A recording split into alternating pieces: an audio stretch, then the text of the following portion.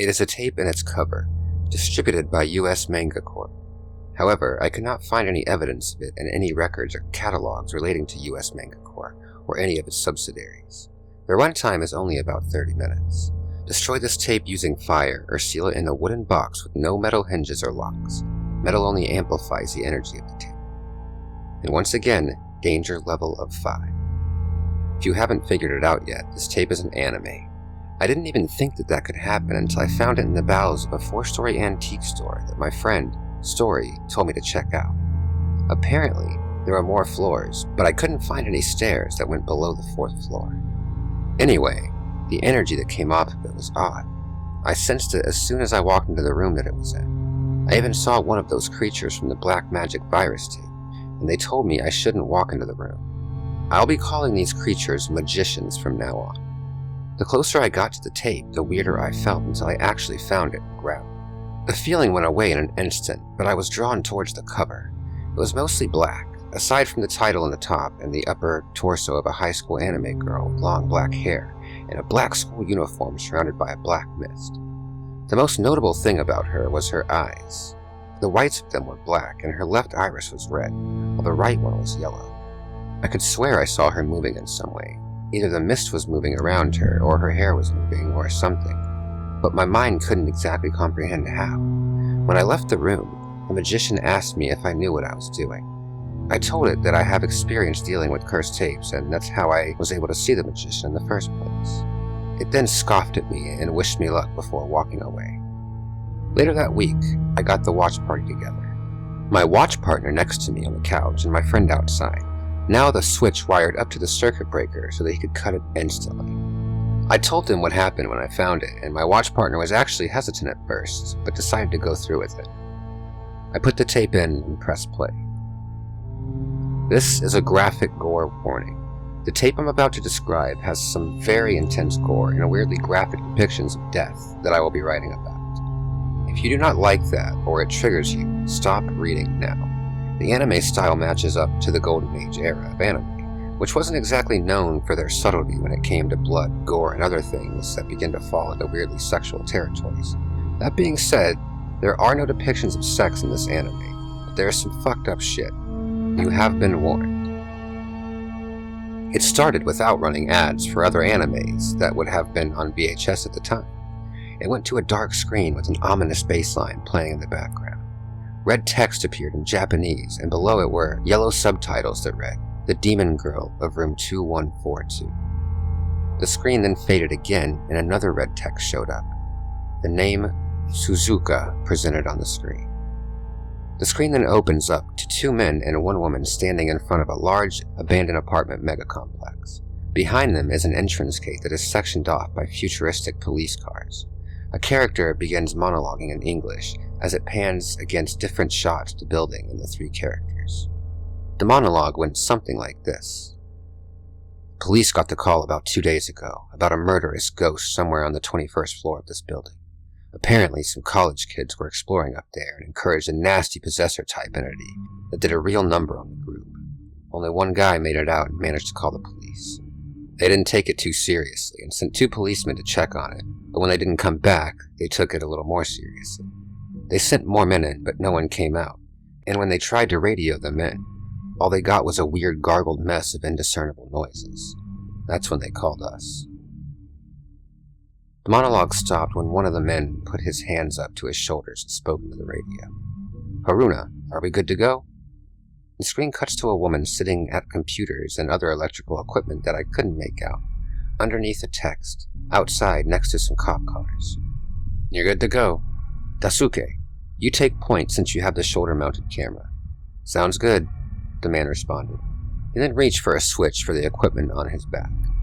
They all were wearing something that looked like the equivalent of a proton pack, but instead of a gun attached to the side, a tube ran along their right arm and some sort of emitter attached to their wrist and a cord attached to a visor over their eyes. Alright, let's go, Dasuke said. The 2 others followed behind him as they went into the building. There are a few shots of them walking up the stairs of the building with flashlights, and we get short introductions to the 4 characters. Haruna, the tech wizard and researcher of the team. Dasuke, the team lead and the longest running member that hasn't quit or died. Eito, the goofball-type character that has been with the team for a couple years, and Ayako, the newest member. When they get to the 21st floor, they notice blood running from underneath the door. They all press a button on the wrist emitters as they light up and extend slightly. Daisuke gives a thumbs up before opening the door. The hallway they enter is covered in blood. Ayako gasps slightly at the sight. Daisuke looks around the hall from the doorway for a second before looking back to Eito and Ayako.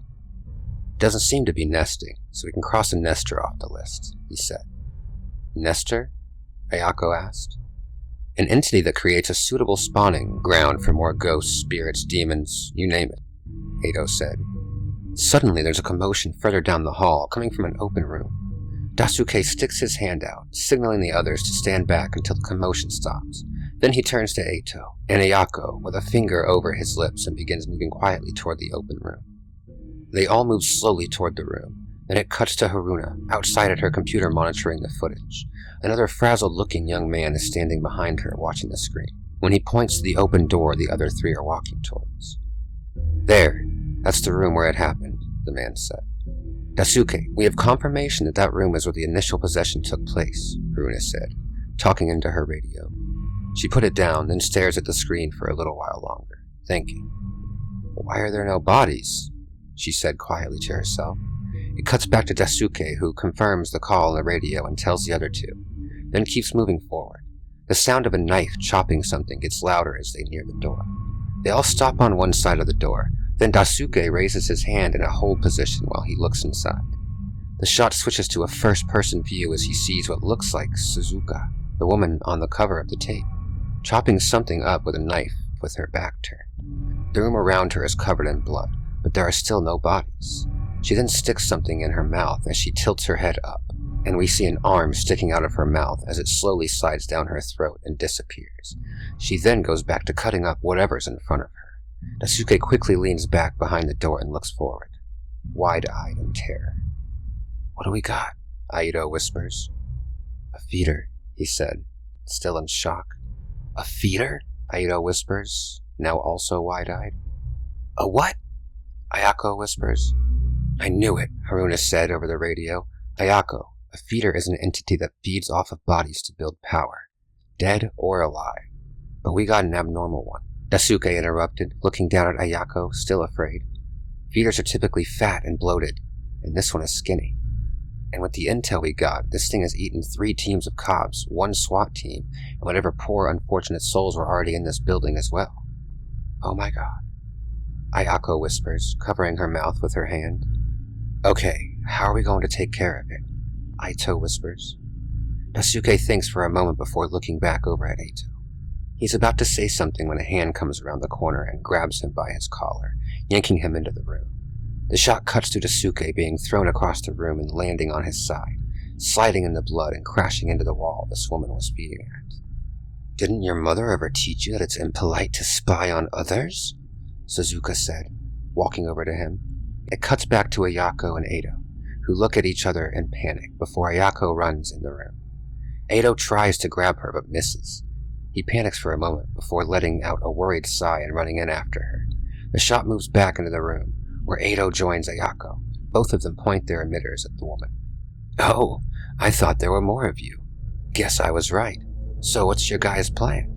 You gonna try to kill me? Shoot me where I stand? Suzuka said, motioning around the room. It cuts to shots of Eito and Ayako glancing around the room, where bullet holes pocket every wall and empty shells litter the ground. It then cuts back to Suzuka. Unless you have something bigger than .40 caliber, you're not getting out of here alive. And you want to know the worst part? Her red eyes begin to glow as she motioned her head to the right. The door to the room slammed shut. You're stuck in here with me, she said, reaching behind her back as she begins to walk toward Ayako, pulling out a dirty knife when she is suddenly hit in the back by a bright blast. The woman jerks forward in pain, then the shot cuts to Daisuke on one knee with his emitter pointed at Suzuka. Sorry, lady, but we're specialists, Daisuke said as he stood up. Suzuka stands there for a moment, leaned over with her hair covering her face. A second or two passes before she starts to laugh to herself. Do it again, she said quietly. What? Ayako said. Do it again. Suzuka yelled as she ran towards Ayako, knife first. It cuts to Ayako, who fired on instinct at Suzuka. A bright flash and a red beam shoots out of her wrist emitter and hits Suzuka square in the chest. Eito and Daisuke follow suit. Suzuka stands there with her head tilted upwards, screaming, unable to move. Eventually they stop firing, and she lets her head fall down. The door suddenly swings open, and it cuts to Suzuka's face as she lifts her head back up. The camera zooms in on her yellow eye. It then cuts to a shot of Suzuka from behind Eito and Ayako. Suzuka's body begins to bulge and expand in different areas until tears begin appearing on her flesh. Eito realizes what's going on and runs out of the door, but Ayako stands there in fear. Daisuke runs past Suzuka and goes to shield Ayako, but it's too late. Suzuka explodes. The camera quickly cuts to the point of view of Suzuka and moves toward Ayako's face, into her right eye. It then cuts to an outside shot of the apartment building. Blood and body parts explode out of the side of the building and cascade onto the ground below. The camera zooms into one of the windows as it drains with gore. Daisuke is hanging on to the side of it. Then, it cuts to a shot of him coming back inside where he sees Ayako standing in the doorway, facing away from the room. Ayako? Yes. Her pack suddenly disconnects and falls to the ground as her body starts changing. When she turns around, she sees Suzuka and Ayako's body, smiling. She begins walking towards Daisuke, pulling a knife from behind her back before the tape suddenly stopped. The VCR started making weird sounds, like every moving part in it was turning in every direction. "Cut the power!" my watch partner yelled. My friend flipped the switch and it went dark. However, we could hear the actual tape begin to spool out of the VCR. Cracks of light showed up near the VCR, and we realized it was coming from the tape itself. "Turn the power back on!" I shouted. My friend flipped the switch, and when lights came back on, everything stopped. The VCR stopped making sounds and the tape was no longer lit up. "What the hell just happened?" I asked. I looked at my friend, who shrugged, then I looked at my watch partner. I wasn't sure how to react, but it was her body, her face. She now had long black hair, a black schoolgirl outfit, and her eyes were a familiar black, red, and yellow. "Hello, boys," she said as she pulled a knife out of nowhere and tried to stab my leg. I managed to move out of the way and off of the couch. A black mist formed around her, quickly dispersing throughout the room. "It's about time someone brought me into this world. My friends and I have been waiting for so long. Well, at least I made it," she said as she took another swing at me. She nicked my arm as I got away. I ran out of the door and crashed into my friend, causing us both to fall to the ground. Suzuka was close behind me, so I rushed to move away, but my friend wasn't so lucky. She knelt on top of him and stabbed him in the gut. He let out a scream of pain as she pulled the knife back out. "I'll come back for you later," she said, getting back up and looking at me. I got up as quickly as I could and ran, but a black shroud covered the entire hallway, blocking me from going any further. I turned around to see her with her hand on the wall, where I assumed she created the shroud. "You can scream if you would like, but as a reward for bringing me here, I'll make your death swift and mostly painless," she said as she came walking towards me, laughing to herself. I thought that was the end. I was finally going to die from watching one of these tapes. There was nowhere to go and nothing I could do. I was just about to give up when black and white tubes suddenly came out from behind her, grabbing Suzuka by the arms and legs. She was then struck in the back and my watch partner came flying out, falling in front of me. What was left was a humanoid figure being held up by tubes. It was quickly pulled into the shroud behind it, and the sound of screaming and flesh being stabbed was all I could hear until there was nothing left. A pair of multicolored eyes became visible through the darkness, and I heard a voice in my head.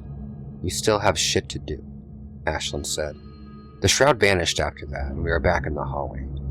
"What the fuck just happened?" my friend on the ground said.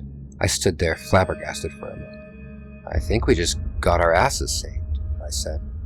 "Great. Can you call an ambulance, please? Kinda bleeding out here." We took my friend to a hospital. He's in bad condition, and the doctor said it was going to take him time for him to recover. My watch partner was okay, but she has elected to opt out from the next couple tapes to recover from being possessed. The tape itself was destroyed when Suzuka came out of it, but she mentioned something about friends, which worries me. I feel like there could be other tapes out there that are similar to this. I'm not sure what Suzuka was, but she's gone now, I hope. I'm not 100% sure what Ashlyn did to her, and I don't think I really want to know either. I have a temporary watch party until my friends come back. I will introduce them in the next part, but holy shit, I have a feeling I've started something that I cannot reverse. Anyway, if anyone has a cursed VHS tape that they want to get off their hands, feel free to message me and we'll work something out.